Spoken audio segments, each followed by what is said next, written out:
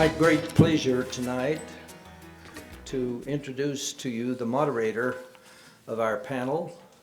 He will in turn introduce each member of the panel. Dr. Douglas Johnston, who is president of the International Center for Religion and Diplomacy and a visiting senior fellow here at the Wheatley Institution, has an extraordinarily rich background in Islamic affairs, particularly in Islamic education in Pakistan and Afghanistan through the madrasas, some I think 20,000+ of them, that basically educate the let's say the politically active elite of Pakistan.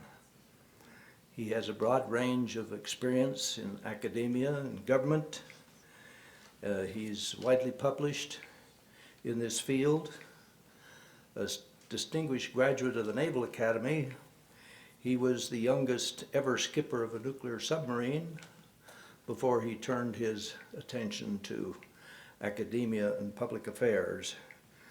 With a degree from the Naval Academy and masters and doctorates from Harvard, he's a formidable intellectual as well as an activist who has made great strides in helping the understanding in Islam of the West and of the West of Islam. It's a pleasure now to introduce Dr. Johnston.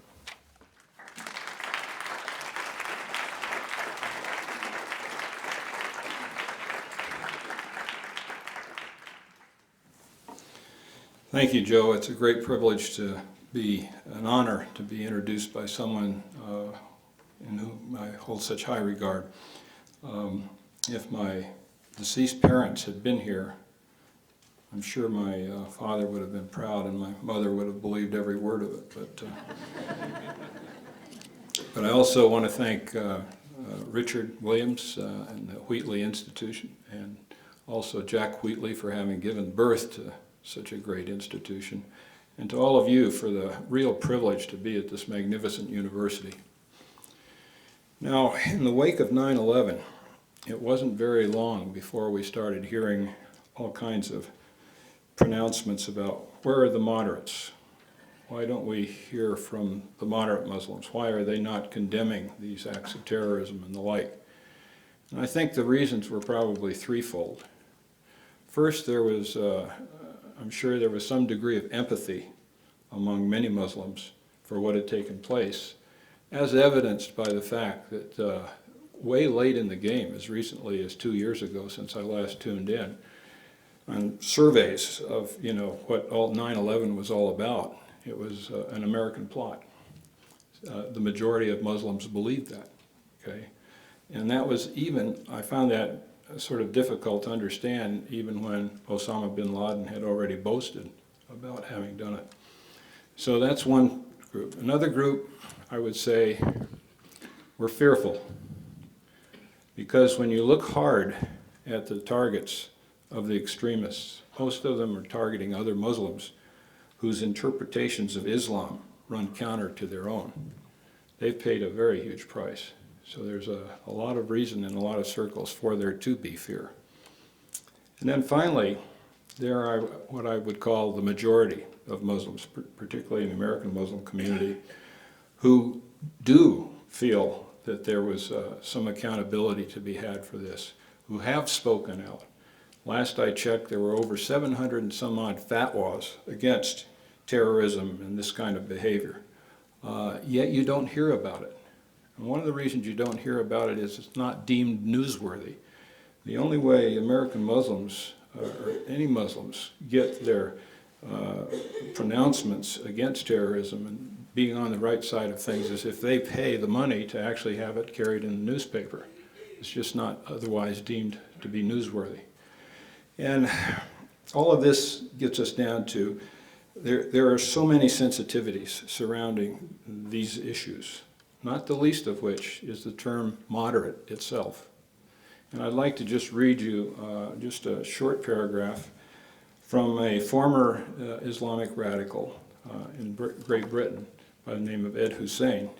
Here's what he says. He says, "I am a moderate Muslim, yet I don't like being termed a moderate. It somehow implies that I am less of a Muslim. We use the designation moderate Islam to differentiate it from radical Islam. But in so doing, we insinuate that while Islam in moderation is tolerable, real Islam, often perceived as radical Islam, is intolerable. This simplistic, flawed thinking hands our extremist enemies a propaganda victory.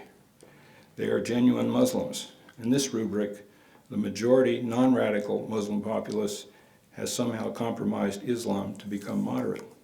So you can see it's like, would you want to be called a moderate Mormon? I guess where you end up then, as you sort through all of this, is the term that's most acceptable is mainstream, which is not making any value judgments. It's saying where everybody sort of is. And another term that I think we should use with some degree of caution is that of fundamentalist. In most media pieces, you will find the terrorists labeled as fundamentalists. Well, when you think hard about it, the real definition of that term means someone whose daily walk is informed by the fundamentals of their religious faith. I dare say that at least 85% of those present here today would qualify as fundamentalists. I'd like to hope that I am. So we just need to be sensitive to, how careless we might be as we make some of these statements. Now, we have with us today a very distinguished panel of speakers, and I'd like to introduce the first one. General John Abizaid retired from the military service in 2007. He'd seen combat in any number of places around the world: Grenada, Kurdistan, Bosnia, Kosovo, Lebanon, Iraq, Afghanistan. But among all of his assignments, first and foremost was his last assignment as commander of the U.S. Central Command. Now, the U.S. Central Command is probably the toughest neighborhood in the world.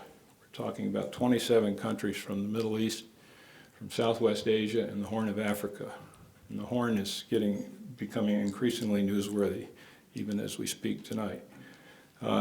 So one of the things that I was very impressed with was how supremely qualified he was to not only serve in that position, but he served in that position longer than anyone else has ever served in it. And among the qualifications, he had 3 assignments with the Joint Staff. The Joint Staff is the staff that supports the Joint Chiefs of Staff. It's a big deal. It's our leading military thinking, if you will. And his last assignment there was as director of the Joint Staff. So this is an Army man who knows the full gambit of all the services. He's had the exposure. And of course, that came into play in a very big way with the Central Command. It's probably our most significant unified command. Then secondly, and I think this is probably even more important to some extent, is that he is a genuine Middle East expert. He's of Lebanese extraction. He studied at the University of Jordan. He got his master's degree in Middle East Studies from Harvard University. He continues his involvement with Harvard and with Stanford through something called the Preventive Defense Project. He's a distinguished fellow at the Hoover Institution at Stanford, and he's also the distinguished chairman of the Combating Terrorism Unit at West Point. And that institution is very, very, very good outfit. I've seen a number of their products, and it's absolutely first rate. Well, beyond that, he now, in his civilian capacity, advises businesses around the world, both at the national and international level. And I think it's a great honor for us to be able to have someone as well qualified as he to speak on a soldier's view of moderation. So please join me in welcoming General John Abizaid.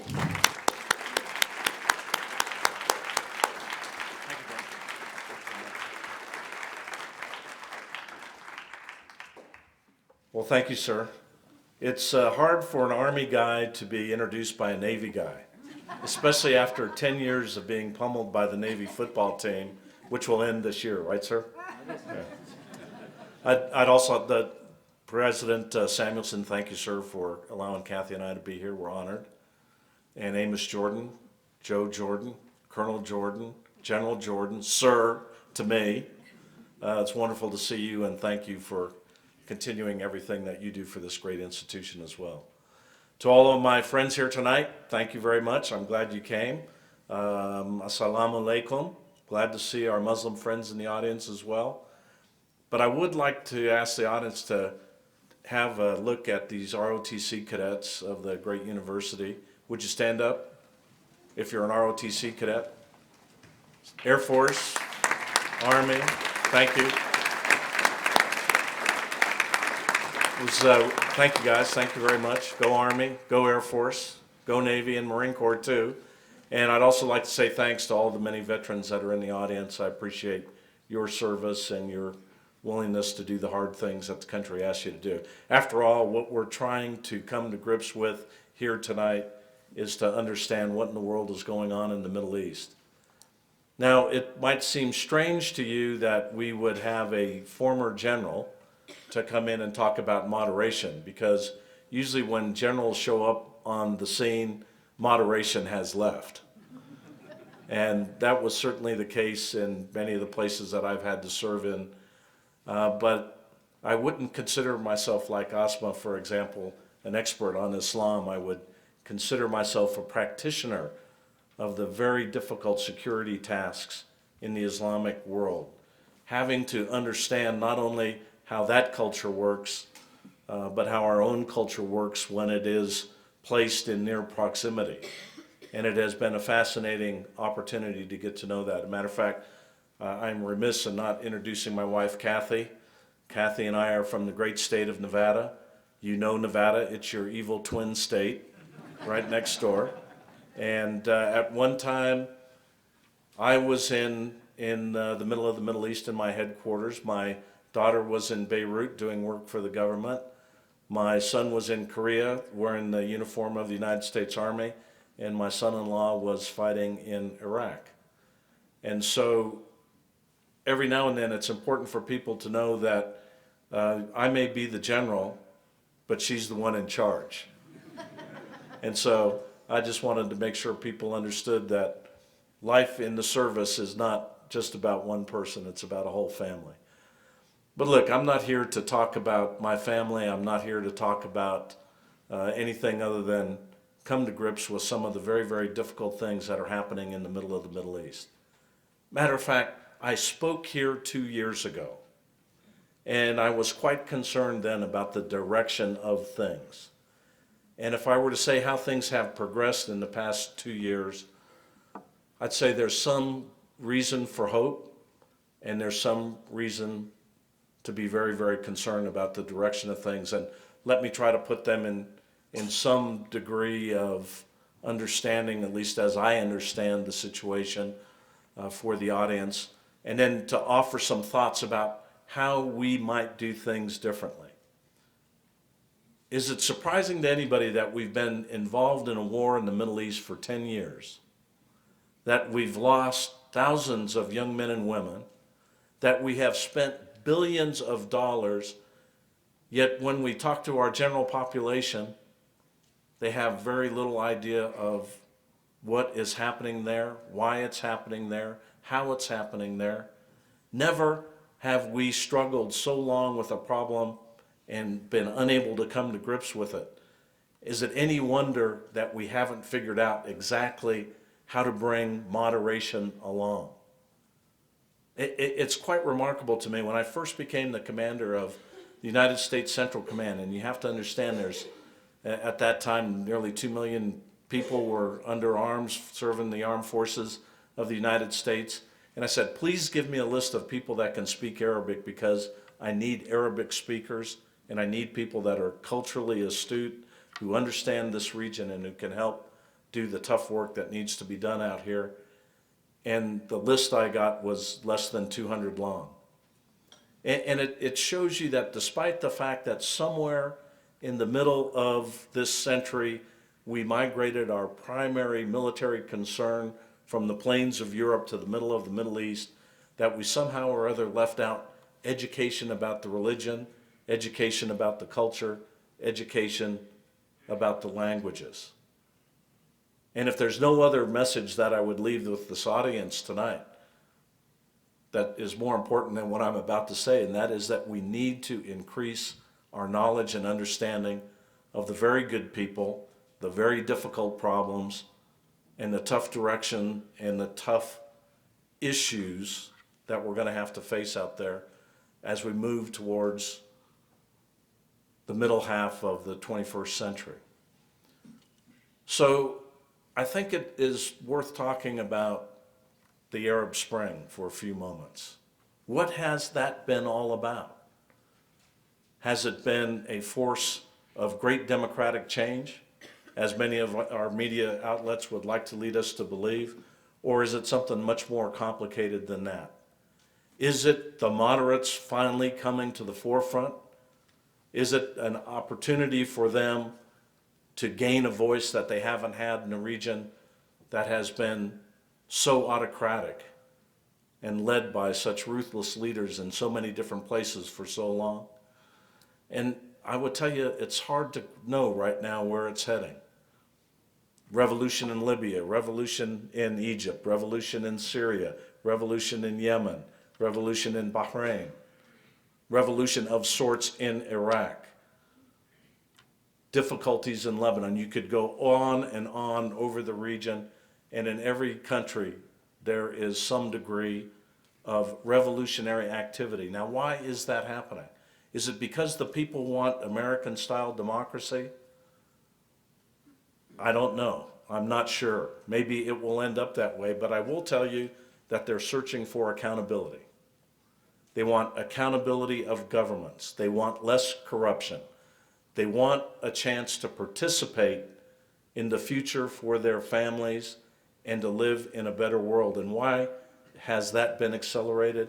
It's been accelerated because modern media and communications have given people an understanding of the broader world in that part of the broader Middle East, the broader Islamic world, that they never had before. Arab satellite communications, Persian satellite communications, the opportunity to know what's going on, the exchange of information, revolutions empowered with iPhones and pictures from telephones that are broadcast and videos broadcast around the world, that accelerates the pace of the revolution. Yet as we look at how the very promising beginnings of the revolutions have turned out, we have to ask ourselves, where is it heading? In Libya, there is not really a stable peace. There's not a stable government. There's a series of tough, difficult actions between tribes that takes place along the tribal fault lines in a very difficult and tough country. There are notions of Islamist activity that may or may not be radical that's developing there in Egypt. There are sectarian tensions developing between Christians and Muslims that had been kept under wraps for many years but seem to be coming to the fore now. There are parties that are moving to gain political power that may or may not be democratic in their force of ideas and their thinking about the future. In Egypt, after all, we have a large portion of Salafists that have a very distinct view that some may not say is very moderate at all, moving into important positions in the parliament. The Ikhwan al-Muslimin, the Muslim Brotherhood, that are also moving in a way that is difficult to understand as to whether or not they will be democratic and respectful of the very important sectarian activities and secular activities that the state and the people of Egypt may want to move forward in. And you move to Syria, where you have a very difficult and deadly campaign of repression against revolutionary movements. Yet in all of these, you see the broad range of action from the most moderate to the most radical taking place. You see glimmers of Al-Qaeda operating in Syria, in Egypt, in Somalia, in Yemen, in even places as far away as Morocco and elsewhere. You, at the same time, see secular tendencies of people wanting to form secular parties, yet having a very, very difficult time breaking through the well-organized Muslim Brotherhood types of organizations that are in opposition to them. So fascinating times, yet to be seen how it's going to turn out. But it is clear to say that this is a revolutionary movement that is beyond the borders of the current countries in the region. It is a broad movement of people wanting a better future. They want a better future for their children, for their grandchildren. They want to participate in the important events of the 21st century in a positive way. And they're searching for a way forward, and they would prefer to find the way without the control of the United States of America or any other foreign power. Now, revolutionary times, of course, can be the best of times because they bring hope, and they can be the worst of times because they bring great violence. Think back to our own revolution, the period after the fall of the British power and the loss of British power at the Battle of Yorktown. There was a period between that battle and the establishment of the Constitution where there was violence and difficulty and unsettled governance for a long time here in the United States. Think of the violence after the French Revolution. Think of the violence after the Bolshevik Revolution, when the Kerensky government looked like it was going to be a hope for a free Russia and turned out to be merely a holding pattern that eventually was overthrown by Bolsheviks, by people who aimed to impose extreme measures upon their own people. And so as I look at the Middle East, how is it that we can hold the center? How is it that we can satisfy the average person that life will get better, that governments will be less corrupt, that there will be accountability of leadership? How can we help them in that respect? And I think it's important to understand that we have to look at all the tools in our tool bag as a great power and figure out how to apply them in a way that will allow us to shape the outcome. Now notice I didn't say control the outcome, because I don't believe foreign powers control the Middle East very well. Ask the Romans how hard it was. Talk to the British and ask us, have we controlled it? No, but we can shape it. And I think it's worth our time to think about the big strategic movements in the region and how we might be able to shape them in a positive fashion as we move ahead. Because once you lose the moderate middle, things start going bad pretty quickly. Matter of fact, I was talking to President Samuelson at dinner tonight, and I said, you know, I don't know that I'm qualified to talk about the loss of moderation in the Middle East as much as I would like to talk about the loss of moderation in my own country. But he said, stick to the subject, son. So I will. But what's interesting to me is that we do have big movements, big strategic movements in the region that are afoot. Those of you that were here when I spoke 2 years ago, they haven't changed much from what I said then. There's a rise of Sunni extremism exemplified by people such as bin Laden, movements such as Al-Qaeda. To think that because bin Laden is dead, that the extremist movements are done, is to make a huge mistake. Extremism is alive and well in many of the countries in the region. The good news is the vast majority of the people in the region are totally against it. They don't want the extremists to win. They reject the notion of what Al-Qaeda brings. They reject the notion of what the Taliban brings. Yet on the other hand, they want security. And here the central dilemma between freedom and security plays itself out in a very, very violent way in the middle of the Middle East. Now, the Arab Spring has done something that the United States has never been quite able to do to Al-Qaeda, and that is to undermine the narrative of Al-Qaeda. The Arab Spring has given people hope, hope that change can be achieved without excessive violence, hope that change can be achieved within the Muslim community and not imposed externally outside of the Muslim community. So there is reason to believe that the Arab Spring has given less of an opportunity for Al-Qaeda to be the shining example of security that people would flock to. And it is important to understand that that's being undermined over time as these new institutions emerge. At the same time, we have to understand that these extremist organizations such as Al-Qaeda will continue to be our enemy, will continue to put us in their crosshairs, and will continue to attack us wherever we may be, and we will have to figure out ways to counter what they do, often with military force, but also with the other instruments of national power as well. In the broader Middle East, it's not only Sunni extremism that we have to pay attention to, and that the good people in the region need to fight. It's also this notion of Shia extremism. And when I say Shia extremism, I don't mean the extremism of the Shia people. I mean the extremism of the rulers of the nation state of Iran that have taken a great culture and a great people and moved them in a bad direction, led them in a bad direction. The state of Iran is aggressive.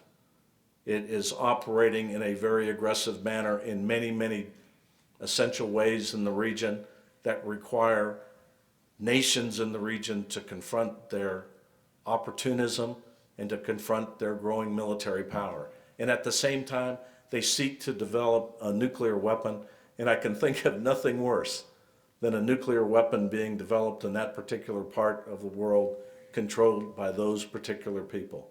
So how do we deal with these issues of Sunni extremism and Shia extremism?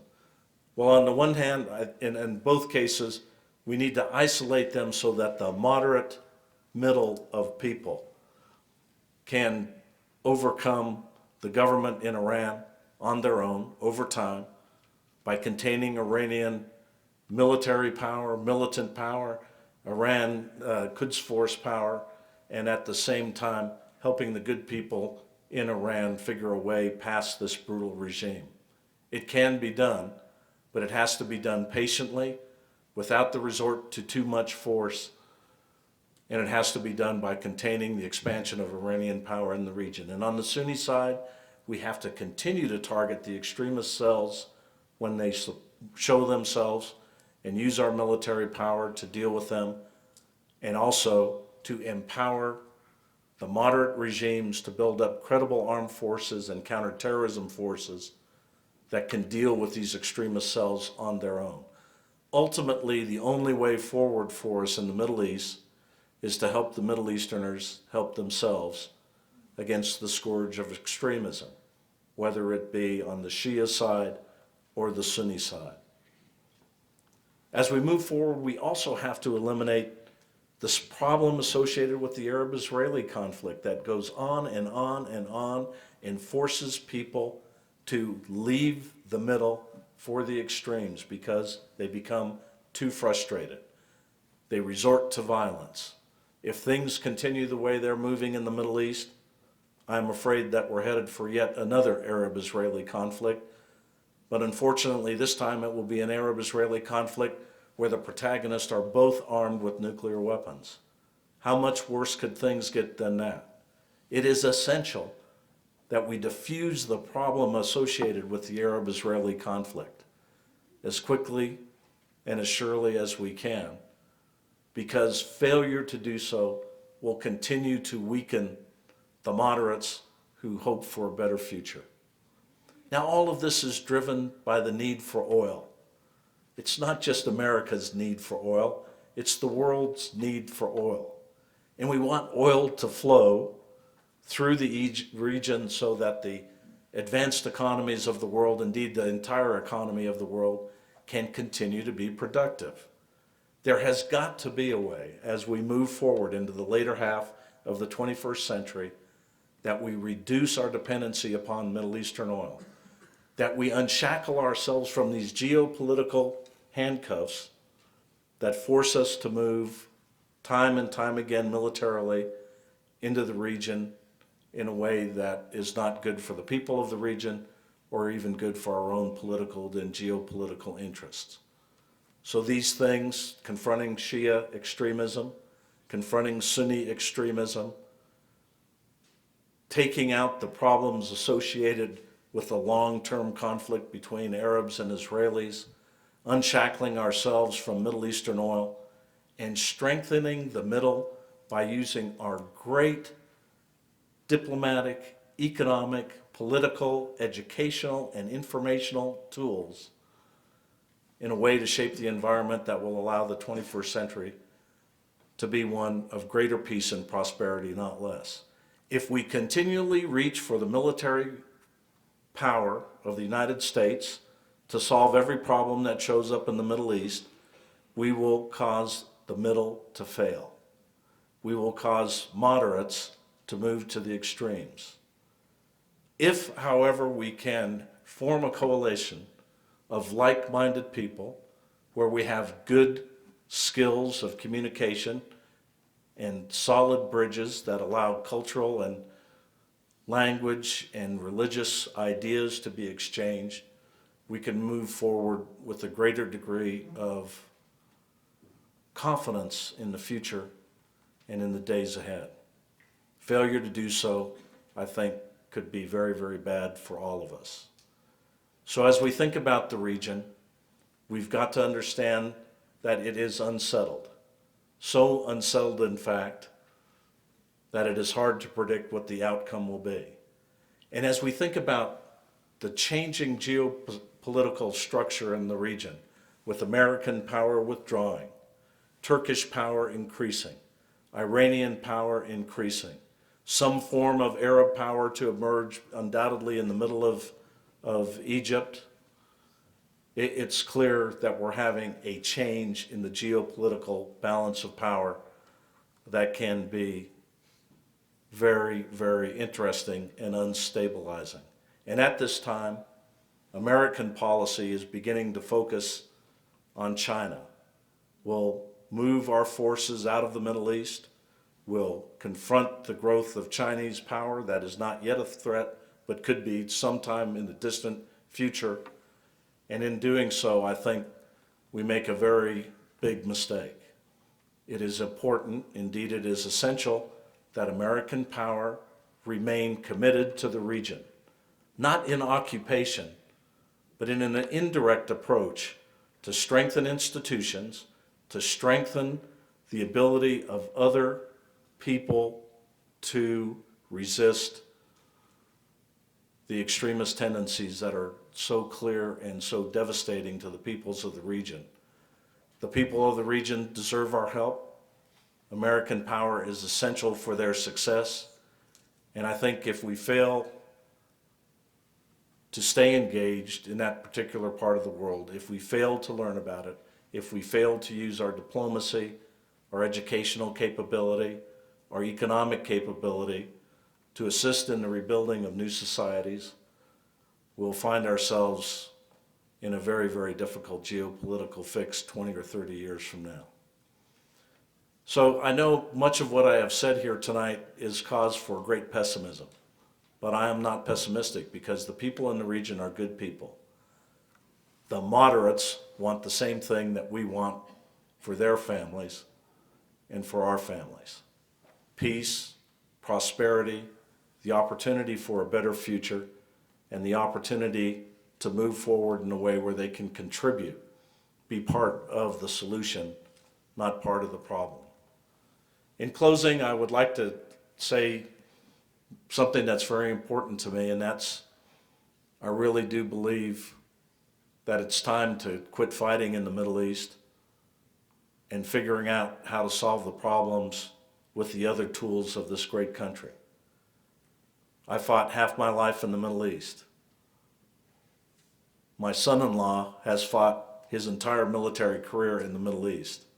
It should be our goal that my grandkids don't have to fight in the Middle East.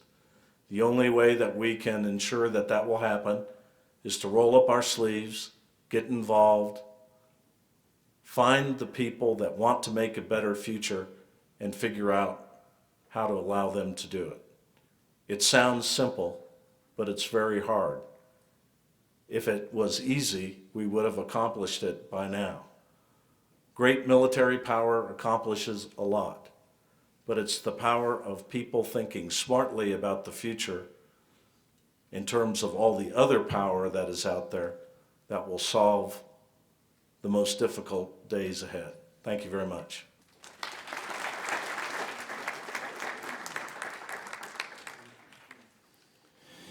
Thank you, General Abizaid. That was, you've given us much to consider. Very insightful observations. Now I'd like to turn to our next speaker, Asma Afsaruddin, who's a professor of Islamic Studies and also chairperson of the Department for Near Eastern Languages and Cultures at Indiana University in Bloomington. She's also taught at Harvard and Notre Dame, University of Notre Dame. She has written or edited in combination a total of 6 books, very important books, and countless articles that have appeared in all sorts of periodicals. She is especially sought after by governments and other agencies to speak on issues relating to the modern developments in Islam, particularly around gender issues. It's a great pleasure. I've known her for a long time, respect and admire her greatly, and we're very deeply honored to have her with us this evening. So without further ado, Asma.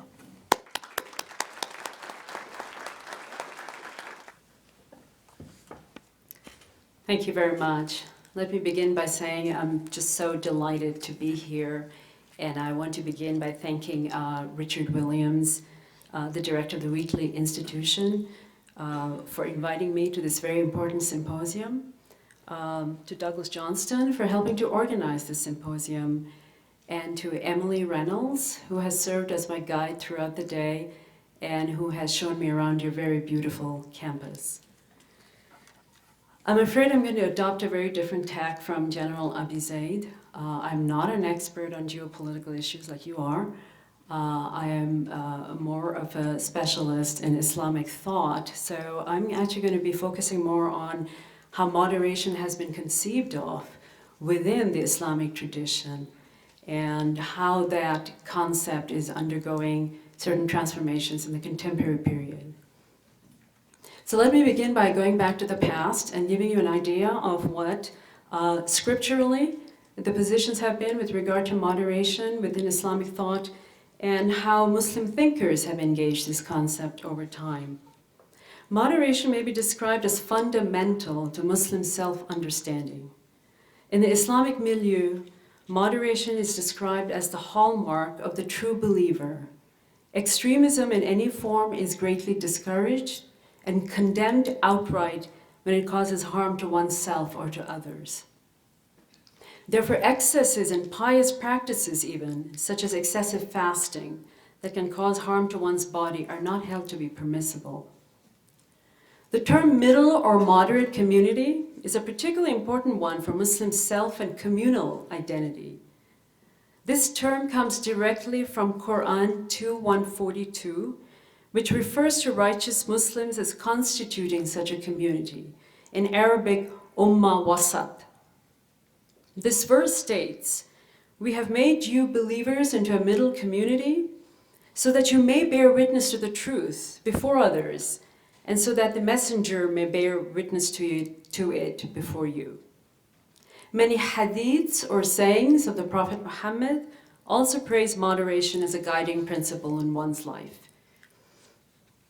While moderation certainly means not to do anything in excess, there's also another very important concept associated with being the moderate community in Islam, and this concept is justice. Let me give you a few examples from some Quran commentaries to establish the importance of this concept in conjunction with moderation in Islamic thought.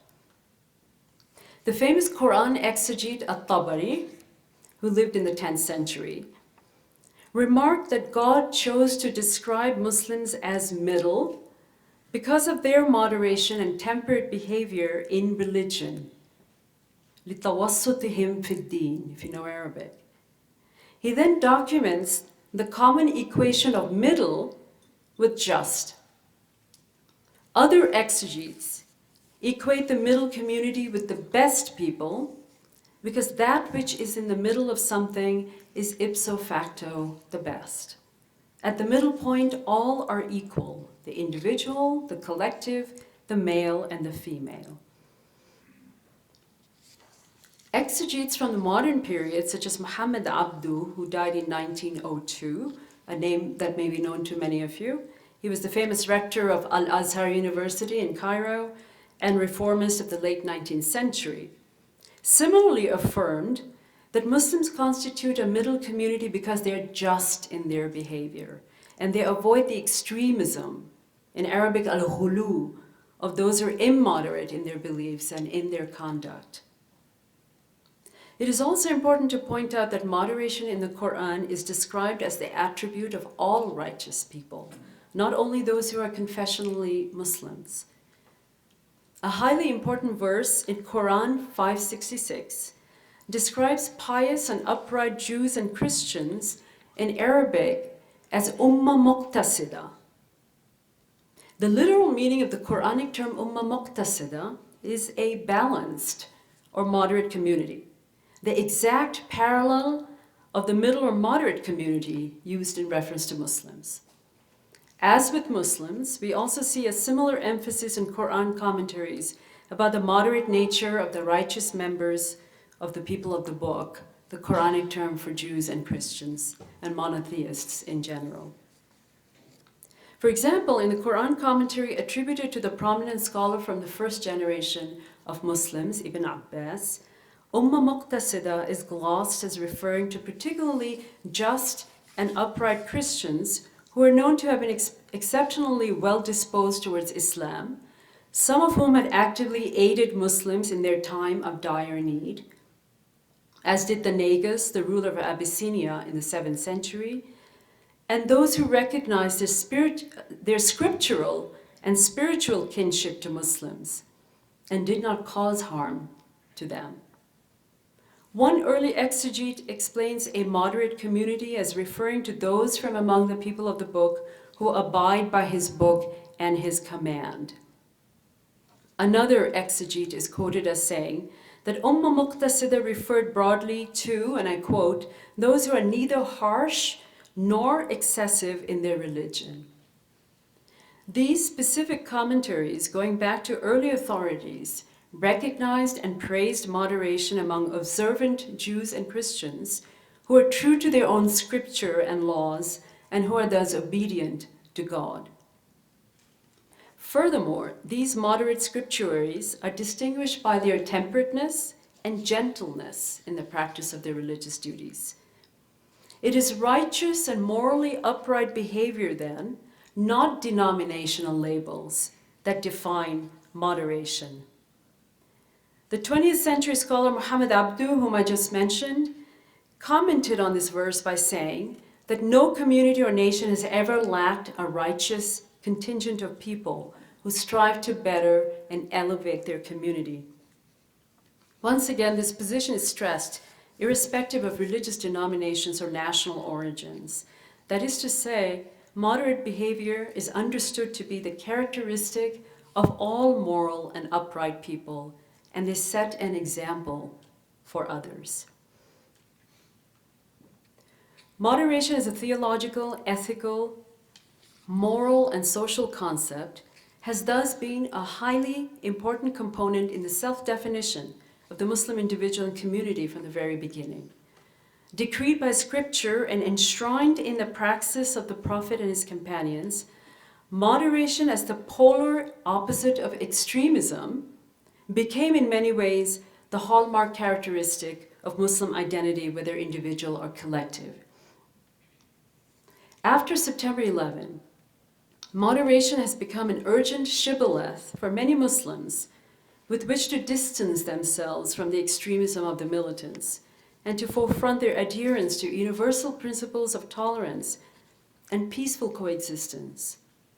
The concept of moderation served Muslims well in the past, allowing them to realize, among other things, toleration of different religious communities in their midst to a considerable extent, according to pre-modern legal conceptions of faith-based citizenship and social status. And I think this is a very important fact for us to keep in mind when we consider some of the sectarian tensions that have erupted recently in the Middle East. In our contemporary period, re-emphasis on what has always been, and I should say retrieval as well, of what has always been a highly important and traditional value for Muslims is leading to significant amplifications and re-articulations of the concept of moderation. Thus, a number of Muslim thinkers are now arguing that moderation in our contemporary period must go beyond mere tolerance of difference, but lead further to the formation and nurturing of genuinely pluralist societies. Most modernist and reformist Muslims maintain that modern notions of tolerance, respect for diversity, accountable government, something that General Abizaid mentioned, and gender parity are already foreshadowed in the Quran and in the religious literature of Islam in general, and in the early practices of the Muslim community, all of which create an ethos of moderation in the Islamic context. These notions, they insist, need to be retrieved and restored as central concepts within Islamic societies today, and their scope expanded through the principled use of ijtihad, an Arabic word that means independent reasoning, so as to become congruent with contemporary notions of human rights and gender equality, for example. Equal rights of citizens and citizen engagement in all spheres of society, they insist, are the hallmark characteristics of moderate, pluralist, and just communities. Khalid Abul Fadl, a leading American Muslim intellectual, has written a monograph on the concept of tolerance within Islam and stated that the Quran, and I'm quoting from him now directly, the Quran not only expects, but even accepts the reality of difference and diversity within human society. He cites Quran 49:13 in this context, which states, and I quote, "O humankind, God has created you from male and female and made you into diverse nations and tribes so that you may come to know each other. Indeed, the most honored among you in the sight of God is the one who is the most righteous." End of quote. From this verse, diversity may thus be understood as scripturally mandated for Muslims, since it is part of the divine design, paving the way for the promotion of religiously and ethnically pluralist societies. Recognition of this aspect of the divine design is in turn expected to lead to moderate and tolerant religious beliefs and behavior on the part of individual citizens. In a throwback to the classical exegetes, the contemporary reformist Iranian thinker Abdul Karim Soroush has linked moderation to justice, since the latter subsumes all other virtues. He comments, and I'm quoting from him, "The three cardinal virtues, courage, moderation, and wisdom, are moral names for judicious and temperate use of human energies. That is why they are rightly subsumed under the title of justice and its auxiliaries. The moral name of just desire," he says, "is moderation." The avoidance of extremes characterizes moderate behavior and results in just and measured policies, which always seeks the middle ground. Unjust policies foster extreme behavior and often lead to violent actions, something I think that also came across very clearly in General Abizaid's talk. Contemporary Muslim thinkers often point to the inequities created by uneven economic development worldwide, for example, widening the poverty gap between the affluent countries of the West and impoverished nations in most of the rest of the world. As General Abizaid stressed, the large majority of Muslims reject militant extremism, and the Arab Spring is indeed a manifestation of their quest for political freedom and human dignity. Without addressing these issues and seeking just solutions for them, moderation will be a hard sell. In a striking continuity with classical Islamic thinking and with even greater insistence A number of contemporary Muslim thinkers and scholars draw a specific equation between moderation and justice as the most effective antidote to extremism. And another issue, of course, would be the all-important Arab-Israeli conflict, which remains a festering problem, and for which, again, like General Abizaid, I want to emphasize there must be a just and peaceful solution for it. Extremism in Arabic is usually termed tatarruf in contemporary discourses, and less frequently ghulu, which is the older pre-modern term. And these terms are important because they encapsulate basic ideas of what they mean. Ghulu literally means exaggeration and excessiveness in doing something, particularly in one's religious beliefs and conduct. The basic dictionary meaning of the verb behind the term ghulu is, and I'm quoting now from a dictionary, to exceed the proper bounds, be excessive, go too far, overdo, exaggerate. By definition, then, one who does so has clearly exited from the middle nation. Tatarruf of more recent coinage derives from tarf, which is side or extreme end of something, and is more or less the exact equivalent of extremism. In the religious and moral sphere, tatarruf often leads to radicalism, which frequently produces violent behavior and is condemned as the polar opposite of temperate, reasoned, moral, and ethical conduct. In specific politically charged circumstances, terms such as moderation and extremism, however, may acquire highly partisan inflections and appropriated by various groups to legitimate their platforms and delegitimize the actions of their adversaries. And this is something we all need to guard against. Moderate and extremist should not become political labels, as they have tended to become in certain circles, and handed out as a prize or as a put-down, respectively, for ideological purposes.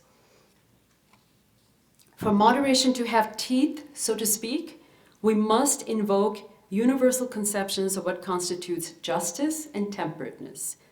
Among them, we must include a lack of partisanship and assigning moral value to individual actions. That is to say, the moral value of one's actions should not depend on one's religious or any other kind of formal ideological affiliation. The golden rule should always apply. It's kind of hard to argue with the golden rule. Do unto others as you would have others do unto you. On the basis, above all, moderation therefore must be grounded in avoiding doing injury and injustice to another. On the basis of such criteria, moderation can be deployed as a universal socio-ethical organizational principle in pursuit of the common good and to promote a peaceful world order, as General Abizaid stressed. And this is one of the principal ways of sustaining and fostering moderation in all our religious traditions. And it is our common human obligation to one another. Thank you very much.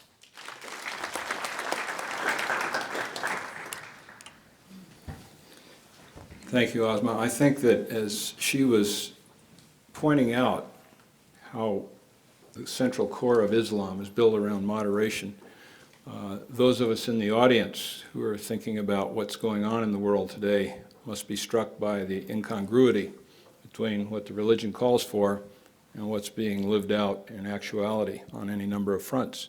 And as we look inward, if we're Christians, we may be asking ourselves the exact same thing, because we have some awfully wonderful principles to guide us through life in terms of turning the other cheek and loving thy enemy and what have you.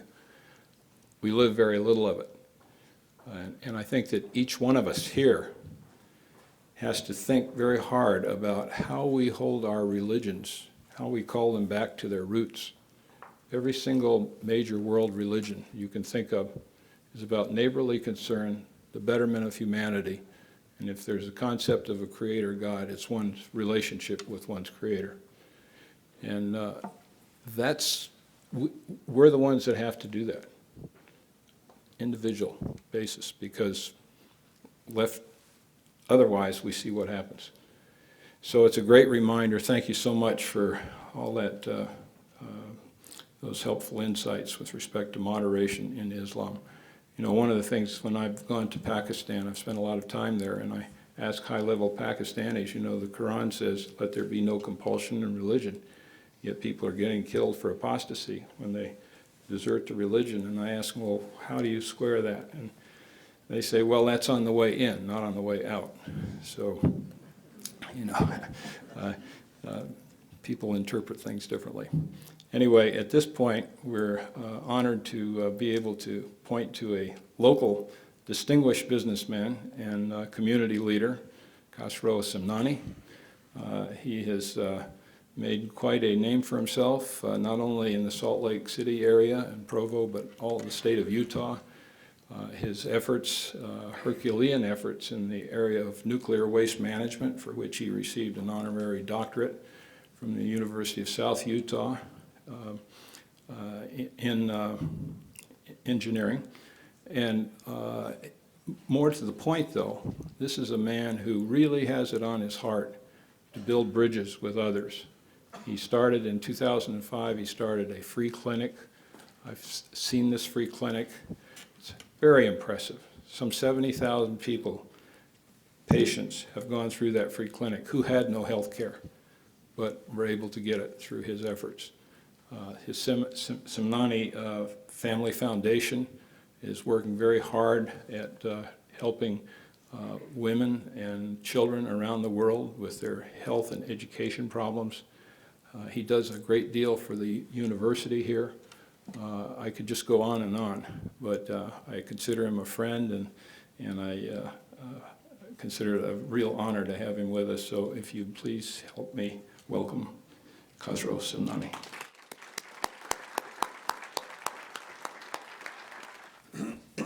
Thank you very much for being here. It's an honor and privilege to attend such a meeting. The only difficulty is it's a hard act to follow. After General Abizaid and Asma, there's very little I can really add in substance to the issues that they have discussed. But I just want to take a minute and express my extreme happiness to be a part of this group, and I want to take the opportunity to thank Dr. Samuelson, Mr. Jack Wheatley, Richard Williams, Mr. General Jordan, who's been my mentor, and we've always followed his lead, and he has asked me to be here tonight, and I'd be happy to attend. He's a great friend, and I'm honored to call him a friend. And also want to thank the Board of Overseers of Wheatley Institute to allow me to be here and share with you some of the information that I have collected over a period of years regarding my own religion, Islam. I'm from Iran, I'm a Shia, and I've lived in the land of Zion for 43 years. And if you notice an accent, it's close to a Wendover accent. I have learned to speak a little bit more comfortably in English than in Persian, in fact. My wife and I, we speak as much as we can in Persian, but for the benefit of the kids. But really, when you think about it, Utah has been a home. And, in many institutions and in many places, they call a home is where you're welcome. And as a Muslim, I was welcomed here in 1968. I'm dating myself, older than many of you here, but it's been a home, and it's been a great pleasure to be part of this state. The reason I speak to that is because the relationship that exists between me as a Muslim and the LDS community in Utah and other people that I've had the opportunity to deal with. The important thing that is to point out is the whole idea of what is moderate, who is a moderate Muslim, who is a moderate Christian, moderate Jewish. I believe there's only Jewish or Christian or Muslims. Dr. Johnston referred to Et Hussein, which I've already also had the opportunity to read some of his writing. He also points out, and he says, how would you really classify Reverend Jones, who was burning Quran? Was he a fanatic Christian? Was he a Christian? What was he? Or Avid Youssef, who was a who was advocating, it was Rabbi Ovid Youssef, who advocating bombing all of the Arabs in Israel. Was he moderate Jewish? Was he extremist Jewish? Or was he Jewish? What is really the definition of those individuals? And the answer is very simple. Realistically, as Dr. Asma Afsaruddin mentioned, it's really we are Jewish, we are Muslim, we are Christian, we are Buddhist, and there is of course extremists. Now, the question really is, when you talk about extremists, who is an extremist? Why is he an extremist? We take him as if they just get up one morning and they say, I'm an extremist. That's not the case. And it would be a mistake for us to assume that you can talk about this extremist without really looking at their background. Why is a person extremist? And what has happened? If you look at what has happened in Middle East and in the Muslim world, since we're talking about that, there's been a number of events that really shapes today's events that has happened in the last 3 centuries. Many of them, typically about Berlin Conference in 1854, when they divided the Western Europeans, they literally divided Africa into pieces that they assumed that they would be their colonies, without any respect, without any understanding about the culture, understanding of their religion, their language, and they ended up with a mishmash that really creates part of the problem we are suffering from it today. So, in subsequent to that, after the First World War, Sykes-Picot agreement that took place, many of you that are historians, you know this, was another example of it. The Ottoman Empire was broken up, and with a design and a purpose to destroy any commonality among the people in order to see it not to recreate or come back again, including religious and ethics.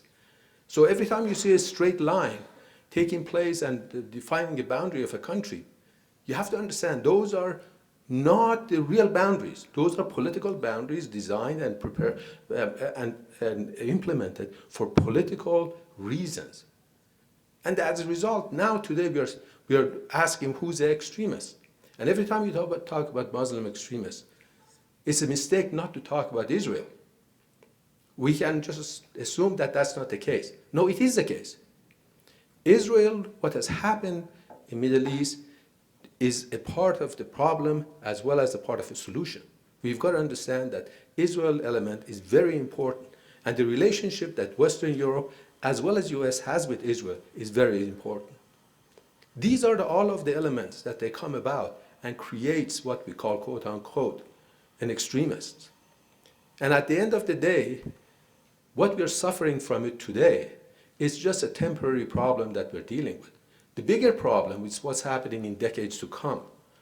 In decades to come, we're going to be dealing with some of these people. 1.6 billion Muslims in the world are listening to the radios, looking at their computers, finding out what's happening in Middle East or happening in Israel. And as a consequence of that, they decide how to raise their children, what to think, what to believe. And at the end, within the next 10 years, we will have a new generation that is at least 1 or 2 generations away from me, that they do not know anything good about what America did in Middle East during the Second World War, after the Second World War, and how it protected a typical country like Iran from Russian communism. I'm of the generation that I saw the good side of America in Iran. If it wasn't for America, Iran would be pieces in part of the Russian Empire or Soviet Empire, and parts of it, that small part of the Iran would have been today, that would be a fraction of what it is today if it wasn't for America. I lived during the time after Eisenhower, that through the Point 4 program that they had, they eradicated malaria, they educated Iranian, eradicated trachoma, the polio. They came up and set up a program for the Treasury Department in Iran and helped Iran to come back on its feet and become an independent and sovereign country. Those are the good things about America that today the young people, they do not hear. All they hear is America who's bombing them. All they hear that is anti-Islam. All they hear that they've been one of the countries of the axis of evil. Those are the things that they have an effect today, and they will have an effect in decades to come. And of course, there are beneficiaries of all these mistakes. And the beneficiaries are China, Every time U.S. makes a mistake and creates a void, China steps right in. Some of you will know, do know that Pakistan and China is right now considering putting a naval base right at the edge of Strait of Hormuz, about 500 kilometers east of the Strait of Hormuz. This thing has a huge meaning in years to come, decades to come. General Abizaid understands this much better than I do. And in Iran itself, right now, 14% of the oil that China imports from outside of the country comes from Iran. The whole 75 million people economy of Iran right now is basically controlled by China and Chinese imports. And every time we make a mistake in Africa, China is right there to benefit from it. Mention Zambia, mention Zimbabwe, mention Sudan, they're everywhere. And we need to understand that, and as I said, for decades to come, we're going to have to be dealing with those issues. And as was said earlier by the earlier speakers, we need to understand and start looking at those issues and address them in a proper way.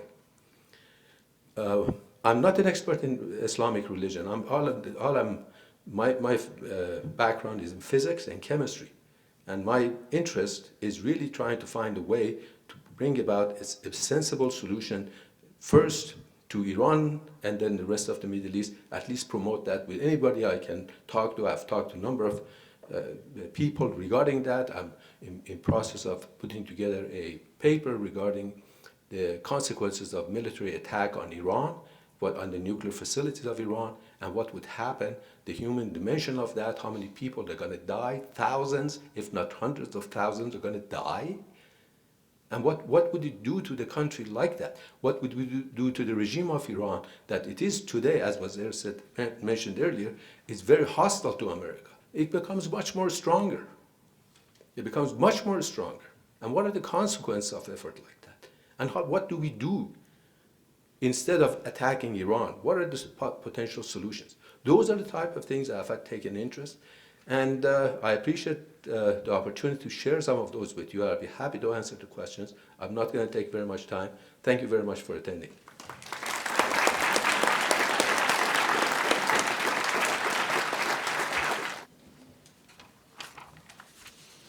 Thank you, Khosrow. I'd like to thank all of our panel for their splendid presentations, and just try to see if I can tie it together a little bit for you. First of all, General Abizaid lamented our resort to conflict over the last 10 years in the Middle East and our inability to promote moderation, and looked at the Arab Spring as a potentially helpful development. And certainly it has been helpful in undermining Al-Qaeda's appeal in the region. This was described as a search for accountability by those who are taking part, and also a desire to participate. And as Asma Afsaruddin indicated, it's a quest for freedom. It is a quest for freedom. But there's this unsettling feeling that it's really morphing into something more in terms of an Islamist takeover.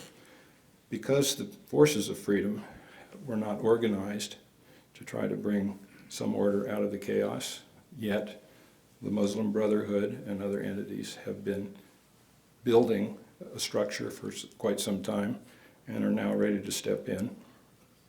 And so you've got this dilemma between freedom and security, because the freedom may be displaced by something that's even could be potentially more onerous than what they were escaping. So what things do we need to do? Well, one of the things he mentioned was unshackling ourselves from dependency on Middle East oil. Of all the things he mentioned, that's probably the one that would most guarantee the fact that our grandchildren would not have to be sent in harm's way. And it's interesting at this point in time that the United States is in a position to actually give very serious consideration to that. All of you out here in the West are very mindful of the natural gas deposits, enough to last us 100 years. And even though the government doesn't seem to be acting upon that with the urgency that it would seem to suggest it needs, but private sector is moving forward, and I think we're going to see a lot of developments in that. And over time, we will divest ourselves of that dependency. Another thing he asked for was defusing Israel and Palestine. It's a tall order. That dilemma has been with us for a long, long time now. I want to just share with you a couple of things that we're doing in our center, the International Center for Religion and Diplomacy. In the Middle East, what we're doing is we're taking American evangelical pastors, bringing them together with Muslim clerics in the Middle East. And we're putting them through faith-based reconciliation seminars. These are seminars that last for several days, and they cause people to have to go very deep about their own attitudes and perspectives, how those interact with others. What we're essentially doing is calling into play the transcendent aspects of their personal religious faith and overcoming the secular obstacles to peace. In other words, shifting the accountability from politics or ideology to God. And when you do that, if you can succeed in doing it, you find that people tend to behave better. And all kinds of things can happen. We've done this in a number of different parts of the world, Kashmir and elsewhere. And you find that at the end of it, I've never seen one take place where at the end there wasn't embracing of the protagonists and tears and all sorts of things. It touches hearts as well as minds. Okay? So we're trying to achieve reconciliation between Christians and Muslim religious leaders. And then once we achieve that happy state, we will then segue in Jewish religious leaders. And we'll go through the same process. And it's not something you do overnight. You do a series of these seminars, start with the moderates of one religion, and continue till you get, you segue in some of the militants, same way elsewhere, and then finally you bring them together. And our hope is that once we reach a degree of reconciliation between those who've participated from those three religions, then they're going to sit down, and their task is to try to craft a religious framework for peace upon which political leaders can build, because that has always been the missing dimension. Here we are in probably the most religiously charged arena where there's conflict, and that's the one thing that's never been at the table, because people automatically say that, well, religion's the problem, and they think that religion brings in absolutes that minimizes any willingness to compromise. And I submit that I think that's a wrong assumption. And there's a few reasons that it makes sense to have the religious leaders involved. First is the moral authority that they bring, which is otherwise absent. Second is an ability to deal with religious issues, which the politicians are not equipped to deal with. I think that was very strongly one of the reasons that Arafat could not respond to Ehud Barak when he offered what seemed to be a sweetheart deal. But Arafat was not empowered to speak on behalf of Islam over things of serious consequence, like the final disposition of Jerusalem. So it does that. But also, if you want whatever political settlement emerges to last, you darn well better have the religious leaders feeling some ownership in the process. Because of their unrivaled influence at the grassroots level. They can make you or they can break you. So that's we're coming at it in a bit of a different, unconventional way, but that's how we hope to defuse that problem. Another thing that I think is worth mentioning, as Asma mentioned, how infused Islam is with moderation, and there are many techniques for trying to reinforce and promote that moderation. One that I think should not be discounted is actually winning over the extremists.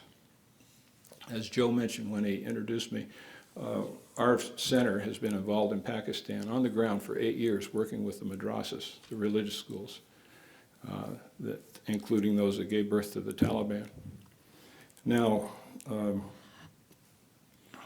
what we have found, well, at this point, after 8 years, we've engaged 2,700 madrasa leaders from some 1,600 madrasas, which sounds like a lot. It's not. There's 24,000. But the ones we've done have been in the most radical areas, so we feel like we have the momentum to take this to scale across the whole country. But what we have found is that once you work past the veneer of rage and hostility, and engage these folks, not only do they get it, but many of them become champions of what you're talking about at great personal risk to themselves.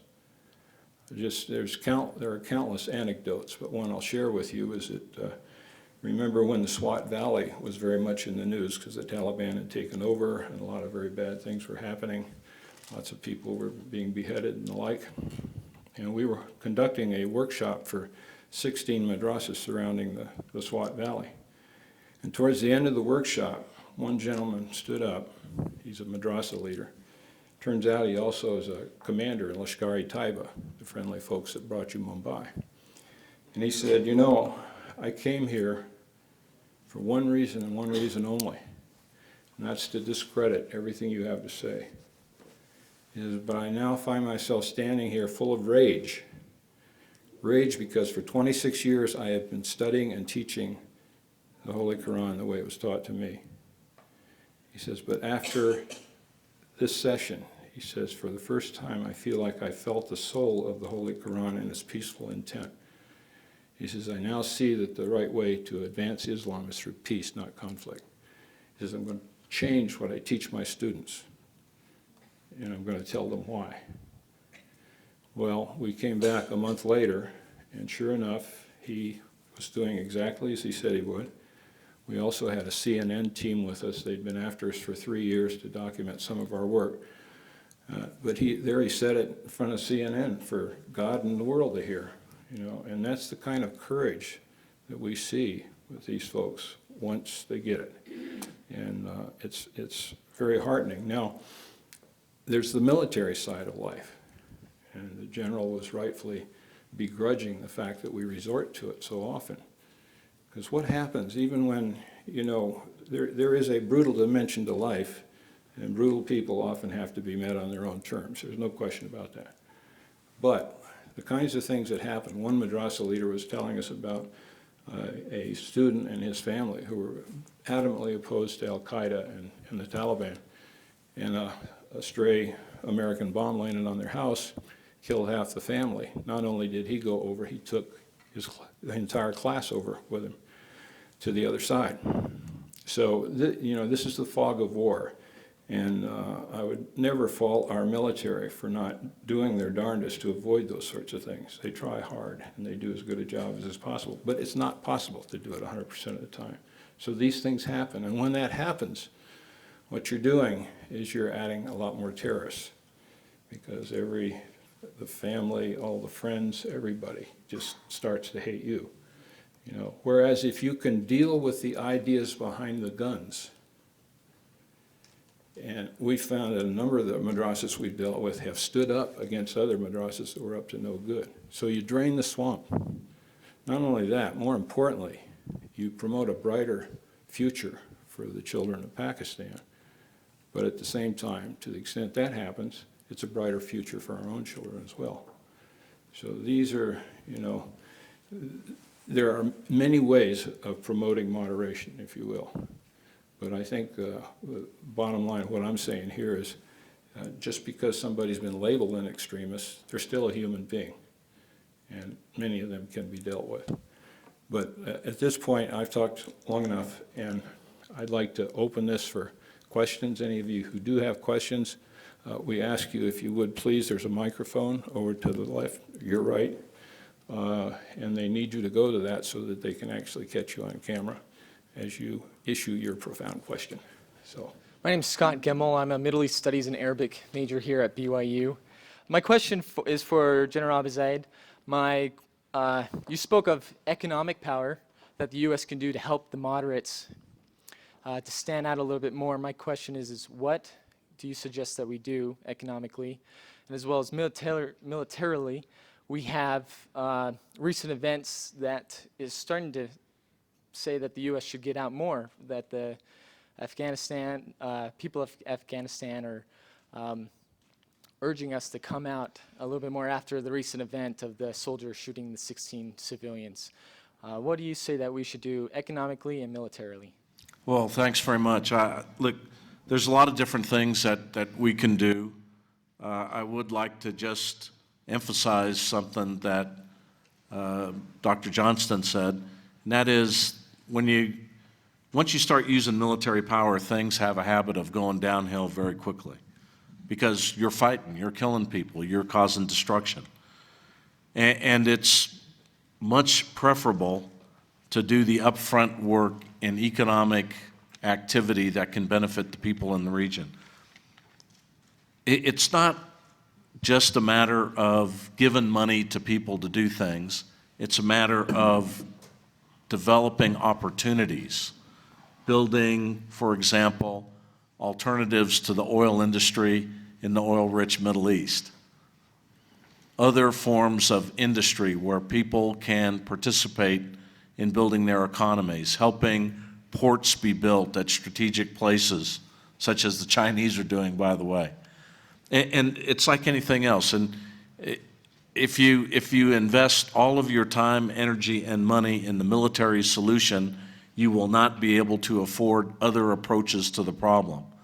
We built in the 1950s and 60s a tremendous irrigation program in not only Iran, as Khosrow talked about, but also in Afghanistan. We've built all sorts of different agricultural opportunities. Why not grow wheat in Afghanistan and undermine the poppy market, for example? And it takes, all sorts of different ways of doing things, but these are not things that soldiers are well designed to do. These are things that USAID officials and other international officials are designed to do. I often said that give me a good USAID official in a tough province, and that person would be worth a brigade of infantry because he would give people a better hope for their future. And so when it comes to Afghanistan and how long we're going to be there and how much we're going to do, ultimately you must bring down American force levels in the region. You have to get in an indirect mode, militarily in particular. And this means you have to bring the force levels down, and you must take risk on the people helping themselves. If you don't have the consent of the people to move to a better direction, no matter what you do, you cannot be successful unless you decide to become a conquering army, which we are not, never have been, and never will be. And so the solutions have got to be more imaginative. They've got to do the sorts of things like this panel has talked about, to employ different forms of helping people help themselves, and at the same time recognizing that when there is a need to fight, we have to fight, but doing so in a more indirect way. And I think that can help us quite a bit. I would just add one caveat to that, and that is that I had occasion probably 7 years ago to meet with number of Taliban commanders in the mountains of Pakistan, and to a person, they were absolutely mortified that of that point in time, the billions of dollars flowing into Afghanistan, none of it had made its way to the village level, and they seemed to care. They seemed to genuinely care about their people, the plight of their people, and it was being raked off by either the government or the warlords. It wasn't getting to the people. So I totally applaud everything the General has just said, but I also think we need to figure out how, when we have thrown money at a problem, how can we do it more effectively? How can you do it in ways that that money finds its intended purpose and serves it? My name is Dr. Mansoor Imam. I'm an emergency room physician at Intermountain Medical Center in Salt Lake City. I'm very much like my mentor and role model, Mr. Semnani, in humanitarian work. Proud to be a Muslim of Iranian origin, immigrated here at the age of 17. And I have a comment and a question, particularly for General Abizaid. My comment is that as an Iranian American and Muslim, I have experienced, sadly, a bias that Muslims immigrant Muslims are not patriotic, and not to be as trusted.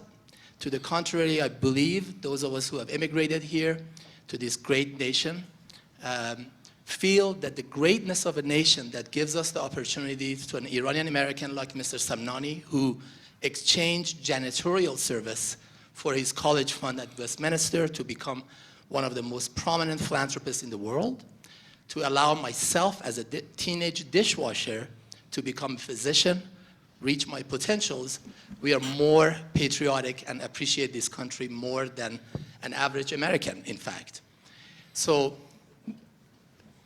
people like bin Laden and his cells in this country who inflict harm and terrorism no more represent me and my fate than Timothy McVeigh represented his fate.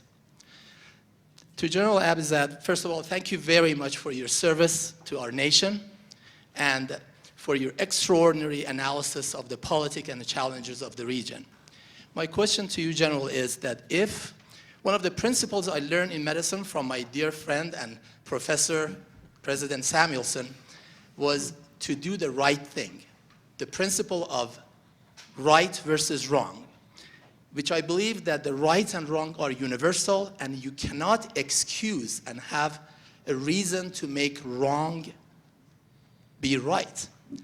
With that notion, if dictatorship and torture are wrong, why do we allow dictatorship in nations that are considered allies, such as Jordan and Saudi Arabia, and formerly from Egypt, and not criticize dictatorship and torture from nations that are not friendly as Iran and others, and Syria? And furthermore, why do we allow it to happen under our own watch? Thank you very much. I think that's a, do I really have to answer that question? I mean, look, it's a wonderful question. It's a great question, and thank you for what you said about the great Muslim Americans that serve this country. By the way, I fought with them in many places around the world. And in Iraq and Afghanistan, it was Lebanese Americans, Muslim and Christian, and Syrian Americans, Muslim and Christians, and all sorts of others that were out there in the hardest places doing the translating, trying to make things work, and they showed extraordinary heroism and courage.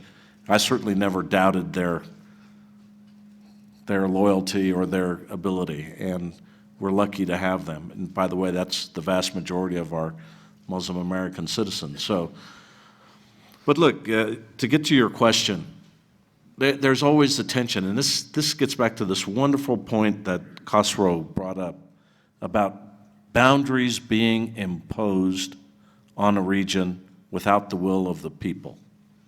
I mean, the Middle East is a sectarian mess because of the various agreements that were reached after the end of the First World War by Europeans that put the Middle East in a position that is really difficult to imagine can continue to be stable.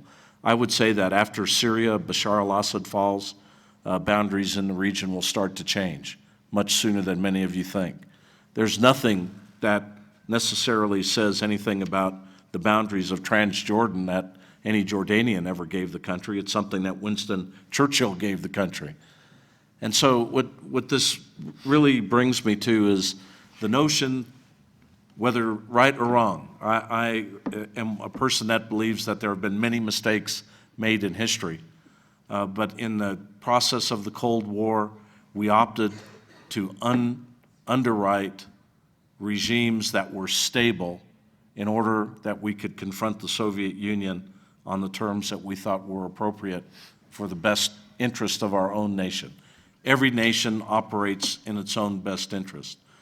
But what the Arab Spring has taught me is that underwriting of dictatorships that are not accountable to their people is a mistake in the long run, and we have to not do that again. We have to take a chance on the Muslim Brotherhood.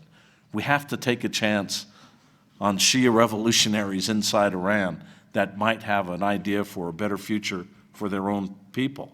We have to reach out to them. We have to talk to them.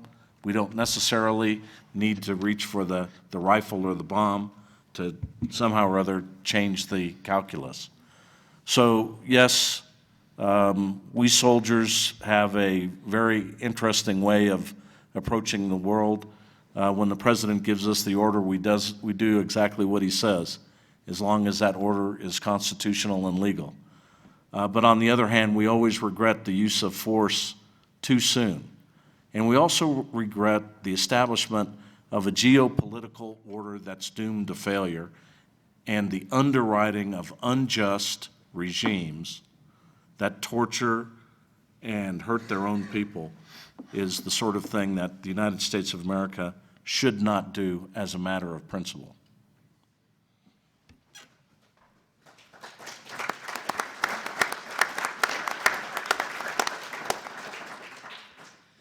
I'm a Middle East Studies Arabic major at BYU as well, and my question is directed towards General Abizaid, but also invite the rest of the panel to share their insights.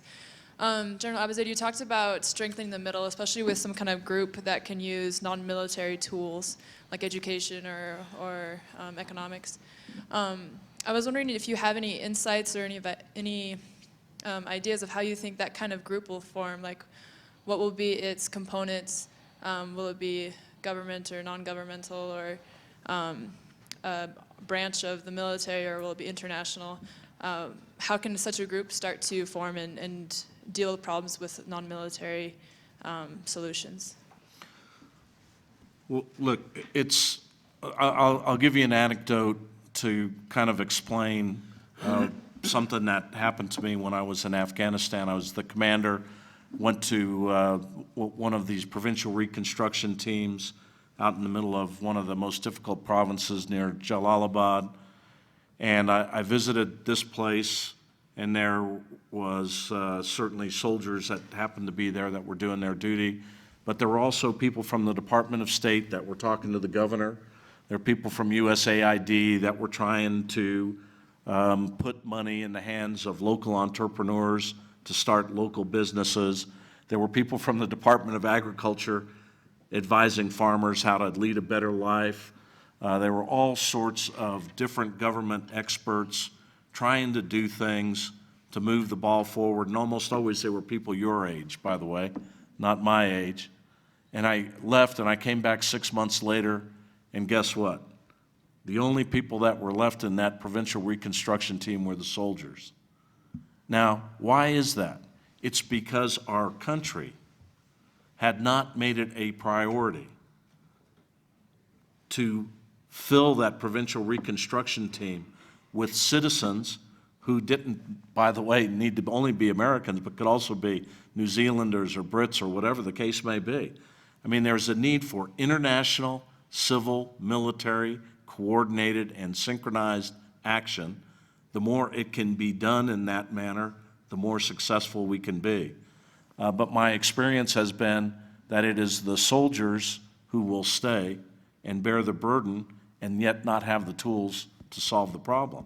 That's why we have been fighting for 10 years. We decided that we're not going to mobilize the nation for a conflict that was thrust upon us. It was a mistake. We all need to be part of the solution, like Doug here, like Khosrow, like Asma. The critical thing to consider in Middle East is really understanding of the people you're dealing with. They are watching America. Don't kid yourself. They are on the internet, they're listening to CNN, and everything we say or do has an impact. And we assume that everybody thinks the same way as we do. They don't. So when you find a huge channel of communication that exists and a misconception that they think the same way as we do, then you've got a problem. And they don't.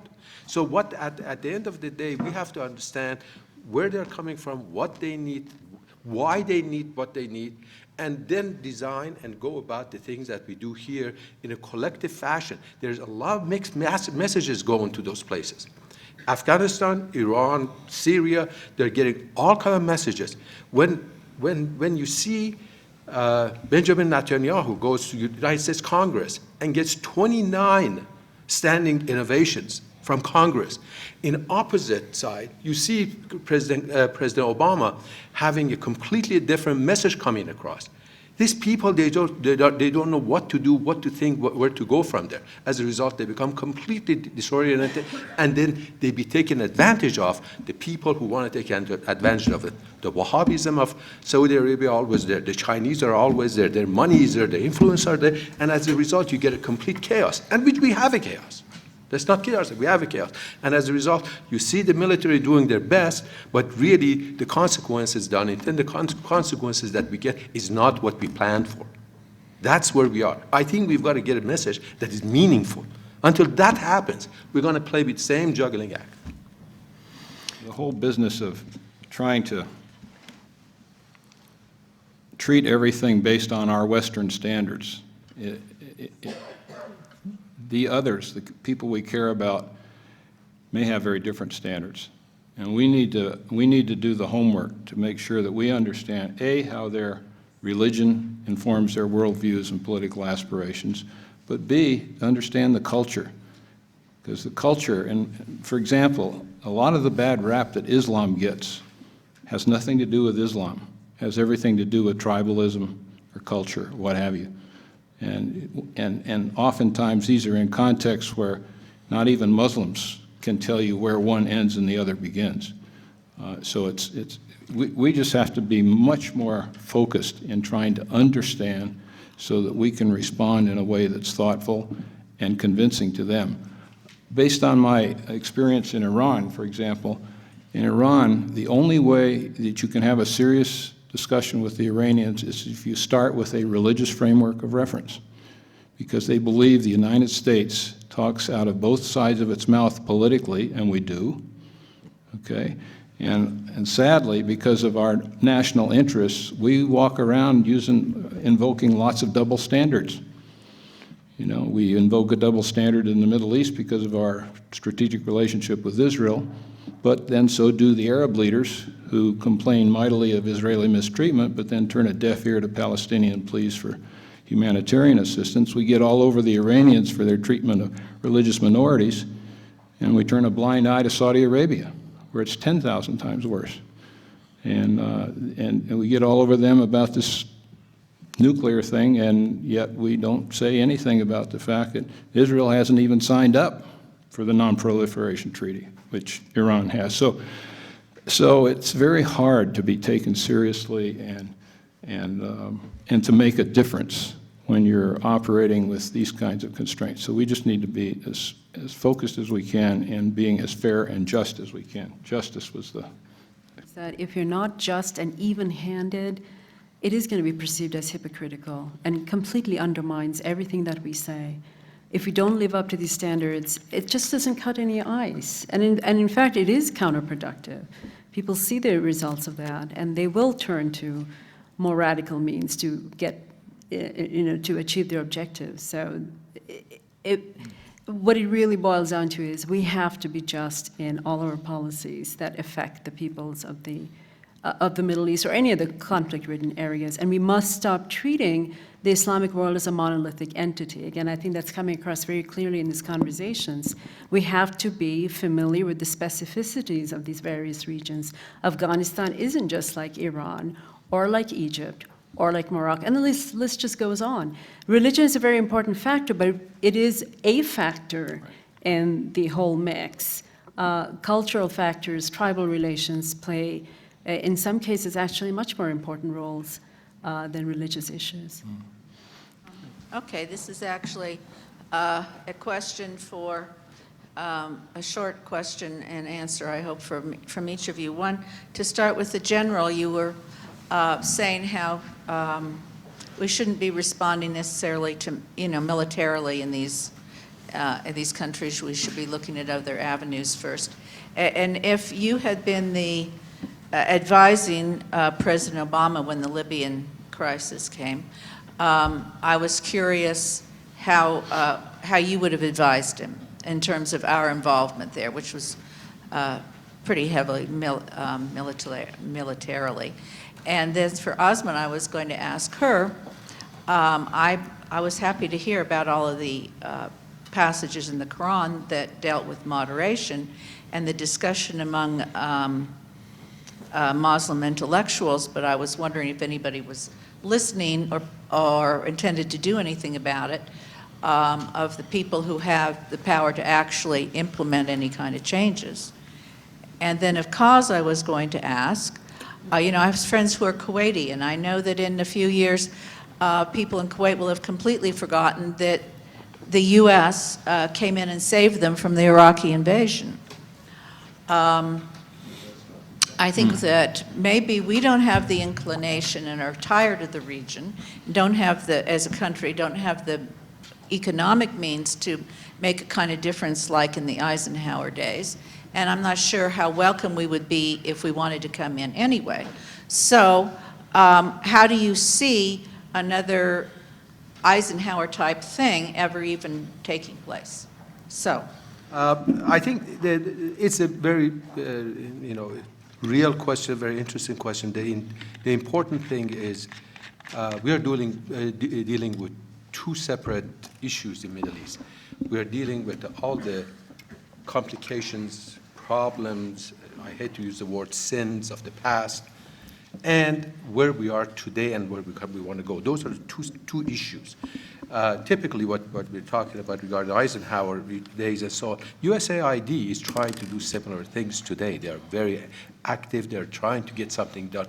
The problem is, in order to make those things happen, we have to overcome some of the old sins in order to get the doors open to go in first. Okay? So we have two sets of issues that we have to deal with. The important thing, I personally believe, and I stand to be correct, is first of all, we need a single message coming out of the United States. As long as we've got this double message, several people speaking on behalf of the United States, completely confusing the people in these countries, we have a problem. And these people, they do not know how to react to us. That's one.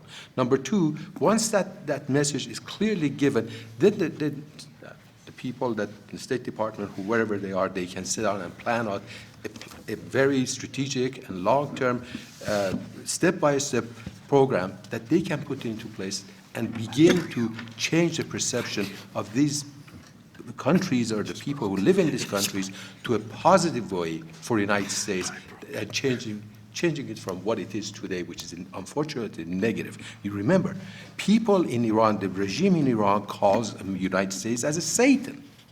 Okay? We start with that. This is not today's issue. This is years of problem that has been created, and whatever the issues were in the past, we need to change that first. And then once the door is open, then we can do other stuff. So it is not as straightforward how we can go and implement the program. We have to take care of the old sins, then open the door and start implementing new ones. And I think it's possible. And we need to do that. We really need to do that. My fear is not today as much as it's not today. What's going to happen in 2 decades from now? We really need to change that paradigm. The issues that we were working with and the solutions that we had back in colonialist state, they are gone. We cannot deal with that. They are obsolete. We have to look for new solutions for the future, and we need to do it now. Thank you. In terms of moderation, there are many moderate voices in the Islamic world, but we often do not hear of them because they just don't get the kind of media coverage that the extremists do. They're boring people, actually, because they're just kind of going around trying to promote a peaceful social order. In most cases, what they're trying to promote is democratic governance. I'm reminded of a poll that the Pew Forum once conducted in several countries in the Islamic world, polling people on their attitudes towards democracy. Then they compared those results to a poll that they conducted in the former republics of the Soviet Union, and they found that more people in the Islamic world actually were in favor of democracy. This was a few years ago, before the Arab Spring, than people in the former Soviet Union republics. Democratic movements have been in the making for a long time. And I think they came out very dramatically during the Arab Spring. Now, which way that's going to go, we don't know. It's dependent on so many factors, so many variables, many of them external variables over which people really do not have any control. But I don't think there is any doubt that that is the future trend, and that it is endorsed by the majority of people, certainly by young people everywhere, certainly by a majority of women. Women have been very prominent in these movements. I actually see this, well, I'm a perennial optimist, I guess. I actually see in all of this positive auguries for the future. There'll be horrible price and mistakes that will occur along the way. But then, if you look at the trajectory of democratic governance in the rest of the world, isn't that the way that all of these movements have had to go through? Sometimes through violence, sometimes through a lot of terrible obstacles that they have to overcome. People should be free to make their mistakes. And I think this is the point that you made, right? That I think if the democratic process yields a government that is led by the Muslim Brotherhood in Egypt, then we should not oppose that. Are we going to oppose Rick Santorum from running for the presidency because we don't agree with some of his views? Some of his views are extremely extremist. Are we going to rule that out as acceptable within the bounds of public political discourse within a democracy? I think we should welcome all these voices in the public sphere. We should have an honest debate. And this is how we foster moderation. Not by playing favorites and ideologically supporting one group over another, but giving everyone a fair, level playing field, and see how that plays out. And I can't look into a crystal ball and tell you how that's going to turn out, but while this is playing out, I think we should simply let the people take control of their destiny and decide for themselves. So to the question, what would I say to the president if I had anything to say to the president these days about whether to intervene or not intervene, which is a great question. You know, the hardest thing a soldier does is give military advice to a political leader. And you remember the movie Cool Hand Luke, right? Many of you are that age. What we have here is a failure to communicate. And sometimes we soldiers and the political leaders who have less and less military experience over time don't know how to communicate with one another. And so there are a couple things I do know, and it is my obligation as a soldier to say to the president when he says, go bomb that facility in Libya or take out the Iranian nuclear program, that I have to say, beware of unintended consequences, Mr. President.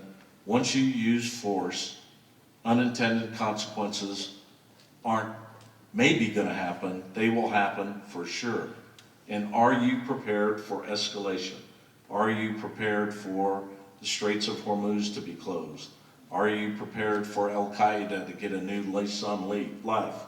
Are you prepared for terrorism throughout the broader Middle East and possibly a broader war in the region that will surely be more costly than that which we've already been through? And don't tell me, Mr. President, to give you a surgical strike, because there's no surgery in my business. No 1,000-pound bomb does surgery the way any of you think about it. It's final surgery. And so soldiers owe it to the president and to the Constitution to give their best answers about what may happen, and then the political leaders make their decision, and then we follow our loyal and lawful orders as the Constitution so designates. It's a hard thing to do, but I'm telling you that reaching first for military power is a mistake. Reach for it last. Let the other elements of national power come to bear. And as I watch the president, as he's dealing with this Iranian problem and the Syrian problem, I notice that he is reaching first for these other elements. And I think that we should support him in that endeavor. It may turn out that we have to do something militarily, but we shouldn't do it because it looks bad on CNN. We need to do it because it's the right thing for our country.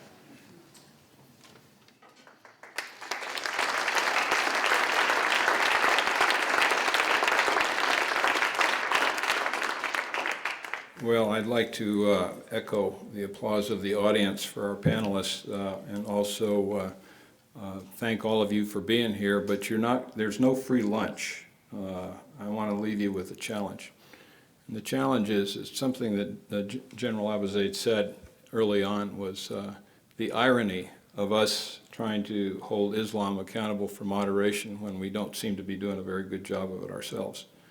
And one of the areas where we're not doing a very good job has to do with our relationship between the Christian and Muslim communities in this country. There's a lot of Islamophobia taking place.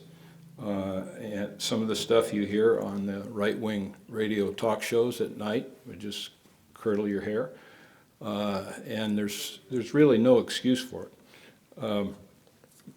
I think that when people ask, well, what should we do about this? And by the way, something that not very many people know, but of the various terrorist plots that have been uncovered recently in this country, 40% of them were fingered by the American Muslim community. When you think hard about it, the greatest strategic asset this country has with its global contest with militant Islam is the American Muslim community.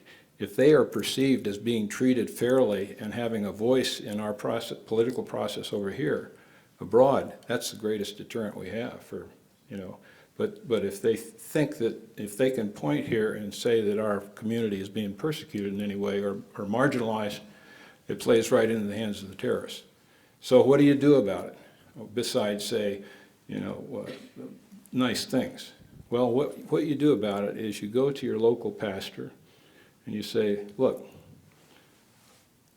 who's the imam of the nearest mosque? Find that out. Then see if you can't encourage him or her to reach out. And then once that process starts, what you will find happening generally, if this is done with real heartfelt sincerity, is that the two will come together. You'll have groups coming together and mingling. Then you'll have the imam coming to the Christian church, preaching a sermon from the pulpit, and the pastor going to the mosque and preaching from that pulpit. And you find that then pretty soon we're all in it together. And we've done a lot of work trying to minimize the problems the American Muslim community's been having, and they've had a lot. It's understandable. We have, throughout our history, we've been an open country. After 9/11, we couldn't. So the pendulum overreaction was bound to take place, and those who felt it the most is our American Muslim community. But if you reach out, you'll find that they are more than willing to reach back. And I would just encourage all of you to think hard about what you can do personally to let us become a model for what it is we're preaching for the rest of the world. Anyway, thank you so much for the panelists. They were phenomenal. Really appreciate it.